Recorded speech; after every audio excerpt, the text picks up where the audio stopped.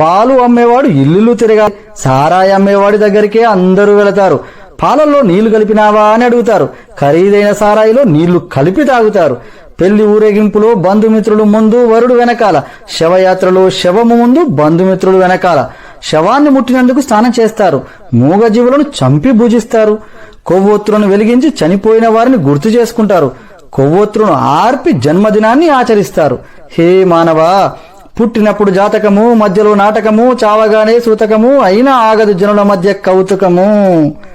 కష్టమొస్తే భగవంతుని కొలుస్తావు, ఆయన నీకు రాబోయే కష్టాన్ని ఆపడు.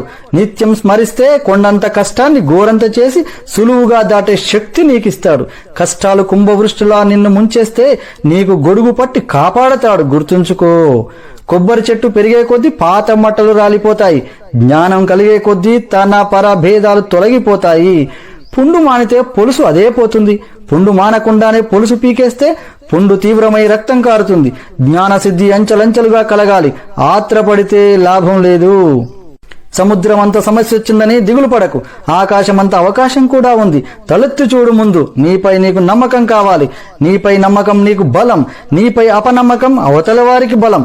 నీ బలం ఎవరికీ తెలియకపోయినా నీవు బతికేయచ్చు. నీ బలహీనత మాత్రం ఎవ్వరికీ తెలియనివ్వకు. నిన్నుగా బతకనివ్వరు.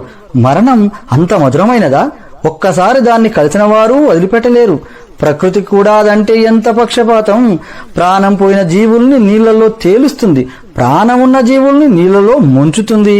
నీ పరిసరాలను ఎంత శుభ్రంగా ఉంచినా నీకు అనారోగ్యం రావచ్చు. బుద్ధి అనే ఆసుపత్రిలో ఆలోచనలు అనే వైద్యుడు నీ రోగాలను తగ్గించగలడు. వాటిని ఆరోగ్యంగా ఉంచుకో. వెంటరాని ఇంటిని, ఒంటిని రోజు కడుగుతావు. నీ వెంట వచ్చే మనసును ఎప్పుడు కడుగుతావు?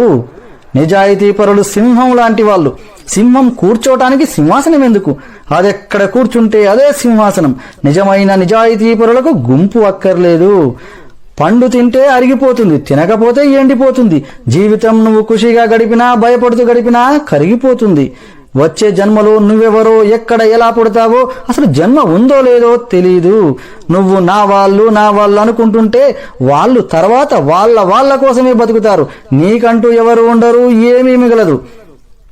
అర్థం చేసుకుంటే పుట్టిన దగ్గర నుంచి పోయేందుకే మన ప్రయాణం. ఈ మాత్రం దానికి పుట్టడం ఎందుకో తెలియదు. తెలుసుకోవటంలోనే ఉంది కిటికంతా. అందుకే ఈ జీవితం అంతా.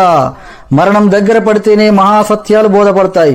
పని చేయడానికి పని మనిషి దొరుకుతుంది, వంట చేయడానికి వంట వాళ్ళు దొరుకుతారు. రోగం వస్తే నీ బదులు భరించడానికి ఎవరూ దొరకరు. వస్తువు పోతే దొరకచ్చు, జీవితం పోతే మళ్ళీ దొరకదు. తెరపడే రోజు ఏం తెలిసినా ప్రయోజనమేంటి? పక్కనెంత మందున్నా, ఎంత సంపదున్నా ఏంటి? 40 లక్షల కారైనా, 4000 సైకిల్ అయినా రోడ్డు ఒకటే. 10 అంతస్తుల మేడైనా, పూరి గుడిసైనా వదిలేసే పోవాలి. రైల్ జనరల్ బోగీలో వెళ్లినా, ఫస్ట్ క్లాస్ లో ప్రయాణించినా స్టేషన్ రాగానే ఒకేసారి దిగిపోతారు. కళ్ళతో ఈ జగత్తును చూస్తే కనిపించేవి కేవలం దృశ్యాలే. హృదయంతో చూడగలిగితే జగత్తంతా సుందరమే.